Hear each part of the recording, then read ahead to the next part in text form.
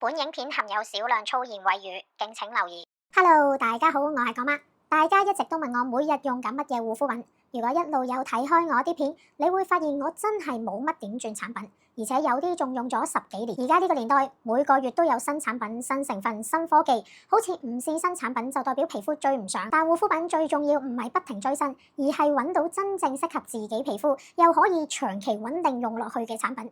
如果一個產品可以令你5年後、10年後都維持到而家嘅皮膚狀態，我覺得呢件產品就已經好成功。今日只係想輕輕快速分享我早晚嘅護膚程序，大部分產品我喺之前唔同影片已經講過好多次，有需要知更多嘅話，可以睇翻之前嘅影片。卸妝油我係用 Shu-Uemura 同 Fancl 兩支已經用咗超過10年，佢質地好薄，大部分皮膚性質都啱用。Fancl 質地偏厚，好適合乾性皮膚。雖然我冇用任何底妝產品，話唔到俾大家知卸粉底乾唔乾淨，但我平時嘅眼妝都好輕易卸得好乾淨。大家要記住，只要你有搽防曬，無論你有冇化妝，都一定要卸妝。卸妝做得唔好，後續護膚做得再好都冇用。至於卸妝產品，如果你沖洗得唔乾淨，都唔使太過擔心，因為後面仲有洗面。洗面呢一 part 真係要洗得十分乾淨，主要用 Clarins 洗面奶。夏天1星期有2次，我會用 St. Ives 呢一個磨砂洗面。呢2支洗面係講白用嘅，佢多數係用呢一支洗面泡，一個禮拜會有2至3次用 AHA 3。呢4件清潔產品可以幫我皮膚做到好乾淨嘅清潔之餘，亦都唔會令到我皮膚繃緊，所以一直以嚟呢一個組合都係冇變過。至於講白呢一套洗面組合，亦都用咗好耐，佢啲皮膚都係非常乾淨。洗面唔好求其打幾個圈就話洗完，勤力少少，捽多一陣。沖水要留意髮際線圍住嘅位，同埋耳珠耳後，好多人沖得好求其，洗唔乾淨就好容易生粒粒，甚至生頭瘡或者耳瘡。跟住講嘅純粹係我個人清潔模式，除非你好肯定自己皮膚好硬淨，唔容易敏感，唔脆弱，冇濕疹，你先好考慮跟我呢種洗法。夏天1星期有機會用到3次洗面機，2次會配合洗面奶。1次直接用磨砂加洗面機，1星期做1次果酸或清潔面膜。有時我仲會進取到先做完磨砂再用 Gel-Plus。呢個 Gel-Plus 如果你初用，你會覺得有啲吉吉乸乸嘅感覺，但用耐咗你唔會再覺得佢太刺激㗎啦。Foreo 呢個洗面機我係由細 size 用到大 size， 任何人問我有冇洗面機介紹，我都一定係叫佢買 Foreo。至於大家問洗面奶點樣配合洗面機，將洗面奶擺上塊面推開去，跟住就可以直接用洗面機打圈。可能大家會覺得洗面機配合嘅產品一定係起泡，呢一個係冇一定嘅說法。至於磨砂加洗面機呢一個組合，我嘅皮膚係可以承受到。如果你係脆弱嘅皮膚，記得就唔好用呢一個組合。一樣都係直接將個磨砂推上塊面之後，直接用洗面機開始打圈。配洗面奶呢一個組合，洗完塊面每次都係十分之滑，但配磨砂呢一個組合，每次洗完係比起用洗面奶更加滑。加上我識針清，所以皮膚會再乾淨啲。如果你係油性、暗瘡或者敏感皮膚，就唔好搞咁多嘢。暗瘡發緊炎，千祈唔好用洗面機，有時最簡單用自己雙手洗，其實已經係最好。洗完面就到爽膚水，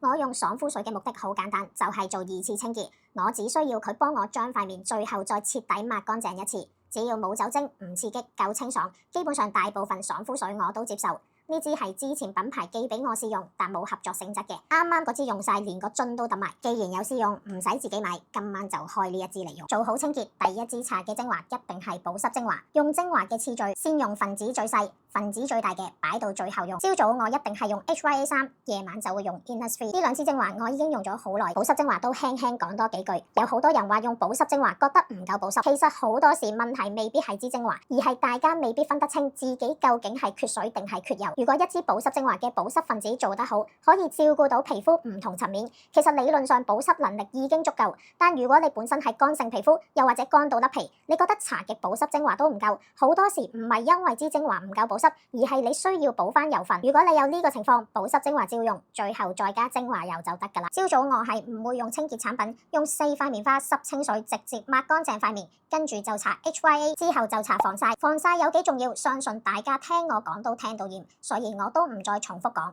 用咗咁多年，冇覺得自己黑咗、老咗或者多咗色斑，所以會 keep 住用。但係要記住，呢一支 Pony Effect 只係適合乾性皮膚用。搽完保濕精華，我就會搽眼霜。之前我一直都係用緊 Neutrogena 嗰支眼霜，喺 Amazon 買，不過而家應該買唔翻。留意翻 Amazon 嗰個版本同香港萬寧屈臣氏見到嘅版本係唔一樣。對上嗰支眼霜用完就轉咗用呢一支 Medic， 我唔識讀佢個名 Medic 吧，佢有唔同濃度，我一開始就用最高濃度 I10，唔建議大家照跟。Retinol 呢類產品都係要睇翻自己皮膚嘅耐受程度。呢支眼霜比起 Neutrogena 嗰支貴唔少，其實一支15ml 嘅眼霜真係可以用好耐。我見好多人1個月左右就用完一支眼霜，眼霜只要薄薄搽一層，覆蓋到眼底位置已經足夠，唔係搽得多效果就越好。最後想順便提一提，好多人成日將 A 醇同 A 醇混埋一齊講，呢兩個都係維他命 A 衍生物，最終都係要轉化成 A 酸先至可以發揮抗老作用。不過 A 醇只需要轉化一步，所以活性會高啲，見效通常快啲。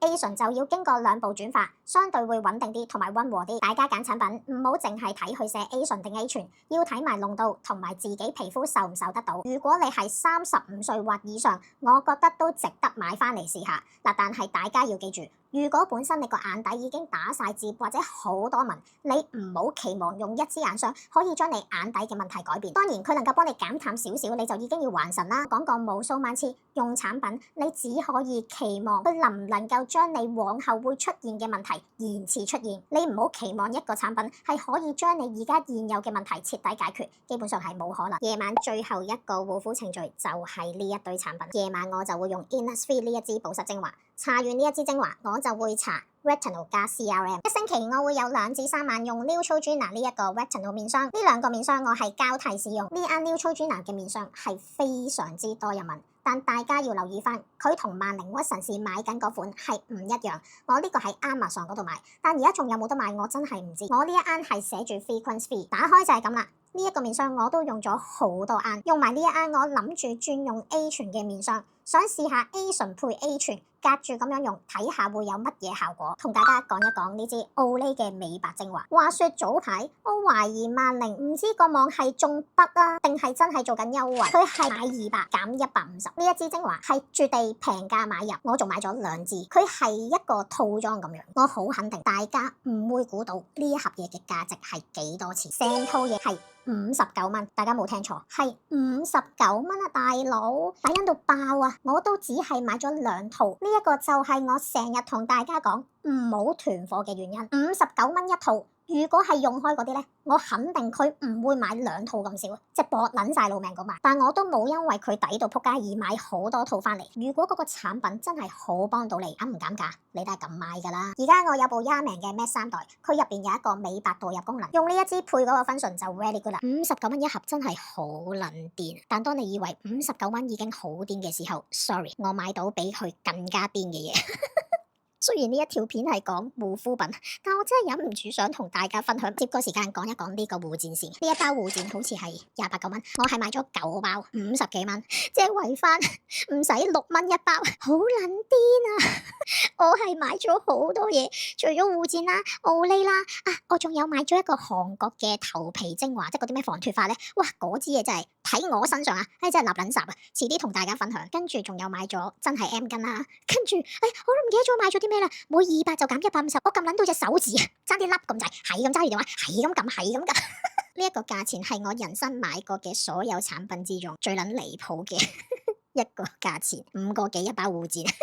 我而家甩頭髮嘅嚴重程度係前額已經見到少少頭皮嘅位置，啲頭髮每分每秒好似樹葉咁飄落嚟，好撚恐怖。呢一支 Kérastase 嘅頭髮精華已經用緊第2支，未見到明顯效果。我嘅試用目標預計係大概用4至5支。如果到時用到呢個支數都未見到明顯效果，我先至會放棄。咁到時又要再揾下邊一啲精華係值得試啦。仲有呢一啱唔記得同大家講，呢一個 treatment pen 我覺得都幾好用。我主要用佢係嚟做2次清潔啦，同埋有陣時針清完我都會拎佢出嚟抹面。咁雖然我話呢一個 treatment pen 幾好用，但我唔會將呢類產品歸納為所有產品之中必須要買嘅其中一個產品。買咗你唔會覺得佢係一件非常有用、好有效嘅產品，你冇佢亦都唔會令到你嘅護膚程序少咗啲咩，即係買又得唔買又得咯。講完護膚程序，順便講埋呢一大堆美容儀，呢度全部都喺唔同影片出現過。想知功效就自己揾翻條片睇啦。除咗呢2部係我自己俾錢買之外，其他所有嘅美容儀全部都係合作產品。正常一個人真係冇可能用到咁多部機，一星期至少都要有2日俾皮膚休息。就算好勤力，日日用根本都冇可能用到咁多部機。最近用得最多一定係呢一部 Yaman 嘅 Max 3代，唔係因為啱啱同佢合作完就話我用呢一部機用得最多，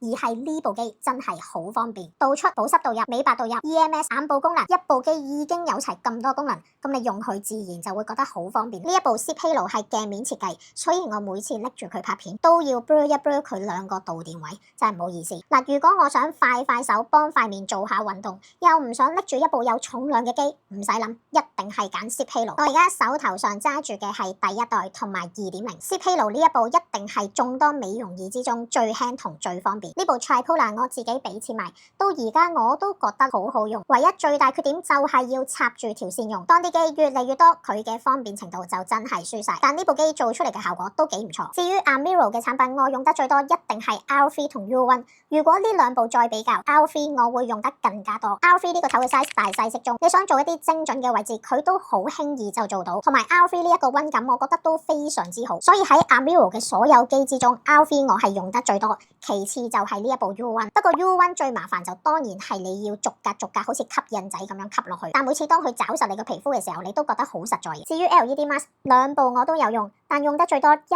定係 Amiro 呢一部，因為佢個設計真係非常方便，好似頭箍咁，就咁笠落個頭就搞掂。同埋以價錢嚟計 ，Amiro 呢一個 LED mask 都真係好抵用。Yaman 呢部閃修儀我都覺得係好好用嘅，佢個頭嘅 size 同頭先嗰部 R3 就真係好大分別啦。呢一個你擺上塊面畫一下，已經可以掂到大半塊面。呢部機啱晒啲唔想碌咁多下，幾分鐘就搞掂嘅人使用。而且呢部閃修儀已經有綠光、紅光、藍光，同埋可以做埋眼仔呢一個功能。以呢一個價錢嚟講，我覺得都係抵用同幾好用。去到尾聲，講件正經事，大家都見到我有咁多部美容儀，大部分都係品牌合作，但我面就得一塊，真係用唔到咁多。望住呢堆仲係好新淨嘅美容儀一直放喺屋企，發揮唔到佢真正嘅價值，我成日都覺得好可惜。之前每次有 giveaway， 但無數咁多次得獎嘅人最後都唔領獎，我要公布名單，等回覆，再提醒，再重新揀過，成個流程花好多時間。可惜嘅唔單止係花咗幾多時間，而係浪費咗品牌嘅支持，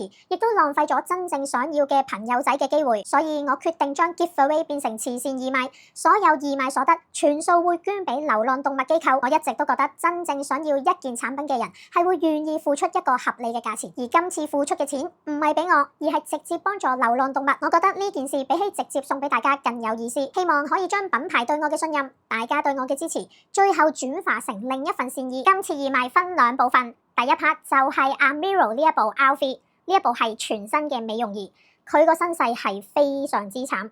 第一次做 giveaway 抽中嘅人係冇領獎，第二次再攞出嚟抽中嗰個一樣唔領獎，今次係第三次。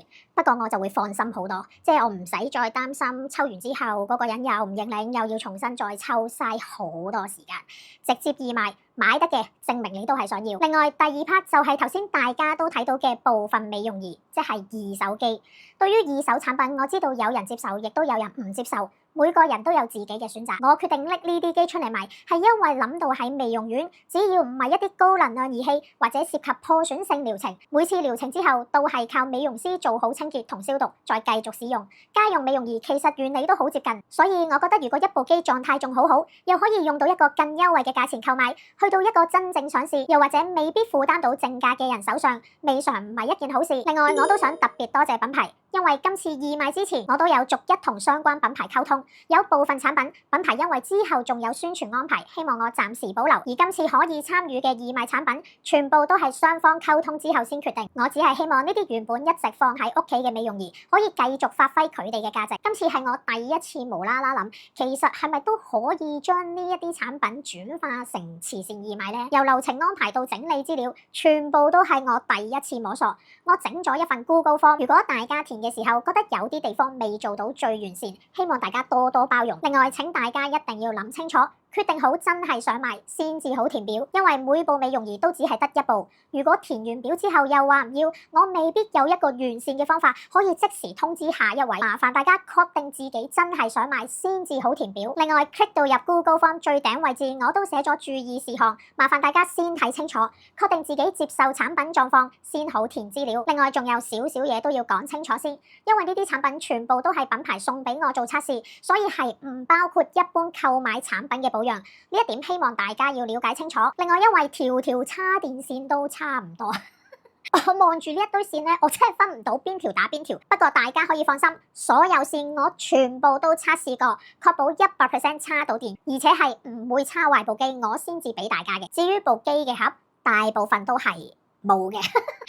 因為通常我一拎部機翻嚟，一拆開，我第一時間就會抌咗個盒。我係唔中意屋企咁多盒，聚到成屋都係紙盒向上係咁冧咁樣，成個堆填區。所以大部分都係冇盒，其中有2個係有嘅，即係有盒我就會跟埋俾你，冇盒就冇辦法。跟住要講幾部要特別俾翻啲資訊大家嘅美容機。第一部就係 Current Body 呢部 LED 嘅 Hair， 呢部機比較特別。因為佢唔係合作產品，係品牌送俾我試。呢個頭盔我只係拆開試戴過一次，試完之後我即刻抹翻乾淨，原封不動擺翻喺個盒入邊。唔係因為有冇效果嘅問題，而係佢個頭盔個 size 係比較大，我個頭又比較細，所以戴上去係有啲唔係好舒服嘅，即係我個耳仔位咧係唔能夠好準確咁樣吸到落隻耳仔咯，因為唔啱 size 啊嘛，變咗會夾到我隻耳仔有啲痛咯。如果我唔係拍呢條片，都唔會特登上去個官網睇一睇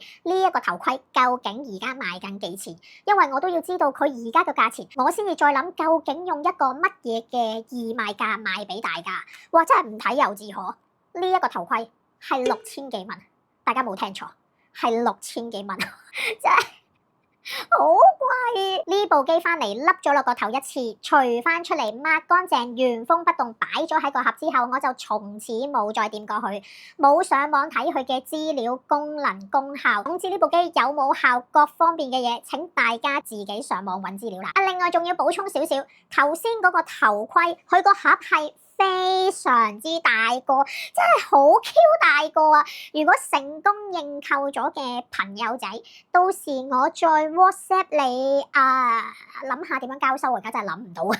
另一部要講嘅係 Amiro U1。如果成功認購 U1，除咗部機之外，我會將手頭上剩餘嘅專用面膜全部跟晒俾你。我而家用剩仲有咁多，呢度有29塊，我當你一個禮拜做1次，5次29塊，5中30。即係可以做到6個月噶啦。另外，因為今次義賣關係同品牌溝通，我先知道原來 S2 已經停產咗。如果之前有買 S2 嘅朋友仔，記得要留意下自己嘅面膜情況，需要補充嘅話，建議盡早處理。因為 S2 停產嘅問題，我都有再向品牌確認 U1 嘅情況，佢哋回覆我 U1 暫時都唔會停產，所以大家唔需要因為 S2 嘅情況而擔心 U1 會唔會一樣停產。因為 S2 已經停產，所以如果認購 U1，我會將手上呢部 S2 一齊送出，希望可以俾你有多一個用機嘅選擇。S2 係需要有導電 gel 跟住一齊錄，3支全新未開跟機俾埋你。呢部 Zeep Halo 1.0要講一講佢個機身條邊啊，就係佢呢一個鏡面嘅位置，你會覺得佢好似即係佢又唔係甩漆啊，我都唔係好識形容。我影俾大家睇下啦，如果影到嘅話，因為咁近我都唔知影唔影到。呢個問題我都有問過品牌。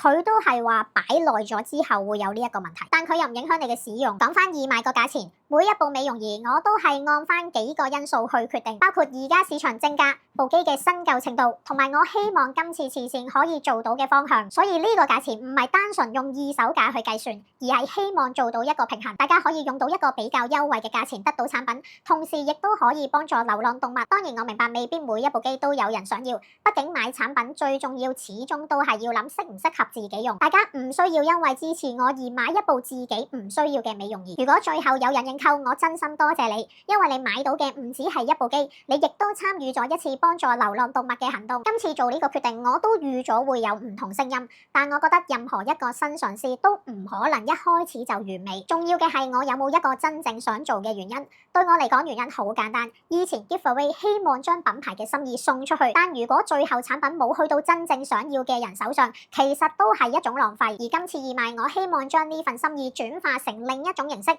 由一部美容儀變成一份幫助。我唔知今次最後效果會點，可能好多人支持，又可能反應普通，甚至乎冇人買都唔出奇。但至少我嘗試過，如果有做得唔夠好嘅地方，我會吸收經驗，下次改善。如果大家都認同呢個方向，我亦都希望日後有能力可以繼續做更多類似嘅事。最後，其實我講咗幾多個最後咧？好似每一段我都最後點點點，最後不停喺度最後。每年我嘅生日，只要時間許可，我都會帶阿媽去旅行，因為我一直覺得生日唔應該淨係自己開心，其實最值得慶祝嗰個應該係我阿媽，畢竟辛苦生我出嚟嘅係佢。希望我仔有一日都會覺得，哇！每年我生日，我要好好咁樣慰勞我阿媽，因為我阿媽生我出嚟真係好撚辛苦，我仲要順產嘅，真係好撚辛苦啊，痛到仆街啊！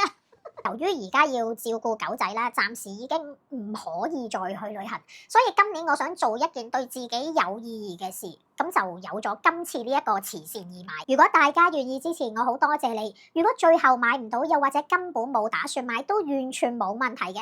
支持流浪動物有好多方法，唔一定要透過我，只要大家喺自己能力範圍之內，可以付出一點點心意，對啲流浪動物嚟講，已經係一份好大嘅幫助。如果大家想喺今個月嘅所有影片同我講一句生日快樂，我有一個小小願望，希望大家將呢份祝福送俾我屋企嗰位老人家狗妹。狗妹呢個名唔係我隻狗真正嘅名，係我阿媽唔知點解硬係要幫人哋改一個名，屌無啦啦叫人做狗妹。而家狗妹已經18歲幾，以狗仔嚟講真係一啲都唔年輕。好感恩佢最近身體狀況一直維持得唔錯，對我嚟講最大嘅幸福就係每日見到佢仲食得瞓得冇病冇痛，我已經係非常之感恩。如果你想送一份生日祝福俾我，我希望你祝福狗妹身體健康、平平安安。有呢份祝福就已經係我今年收到最好嘅生日禮物。今次義賣嘅活動，所有錢1毫子都唔會扣，運費係我包嘅，係我自己出埋運費。你就淨係買部機啫，全數係會捐晒俾流浪動物機構。捐款完之後，我亦都會將嗰個收據公開俾大家知。多謝你睇到呢度，有任何問題或者冇問題都好，歡迎大家踴躍留言俾我，一有時間我就會盡量回覆大家。我哋喺下一條影片再見 ，peace。